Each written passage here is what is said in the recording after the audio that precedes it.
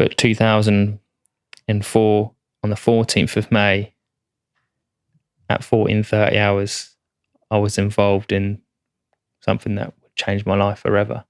And that was the infamous Battle of Danny Boy. Yes. And we remember that morning?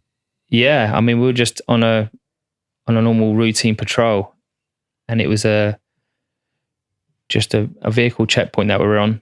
And how we would conduct that, every third or fourth car we would pull over, do a courtesy search, be courteous and kind to the occupancy of the vehicle. Because the massive majority of people there are civilians, but the insurgents look like civilians. Yeah.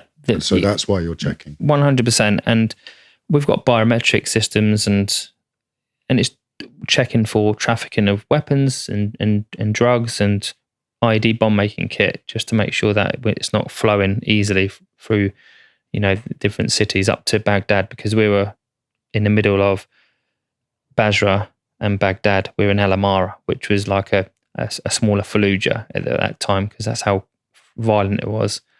And I just remember getting a call on my radio saying, "Stop what you're doing now, get into the vehicle. There's been an incident." So you get that kind of emotion, then the adrenaline starts to kick in. But again, not out of the ordinary for you. Something that has happened on previous Something's occasions. happened there. Absolutely. I was blown up 2 weeks prior to this.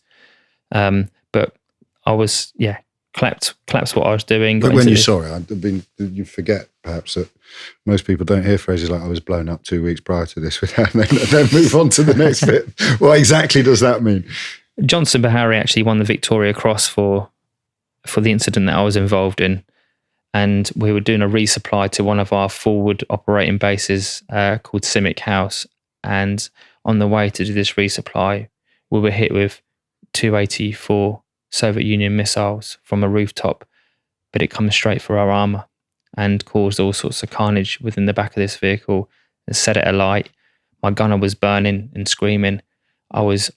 Couldn't see because of the smoke, and it was burning our respirators because of the plastic and the rubber. So it was like really, I was more scared in the back of that vehicle than I was going into that trench and Danny Boy, because I wasn't in control of the situation. Right. I was filling up, my feet were wet and I didn't know if it was blood, but I looked down and the diesel tank had been hit. So I started to fill the vehicle up in the back with diesel. So I was thinking, we're going to now burn to death. And the soldier opposite me had been hit with shrapnel across his top nose, and that was kind of dangling down near his sort of bottom of his chin, and just was in battle shock. And the other soldier wanted to get out of the vehicle and have a fight with these insurgents, and I was trying to calm everything down. But there was one sort of crazy situation where you have this weird thought process when you're in these situations, and one was, how do I stop coughing like this and choking?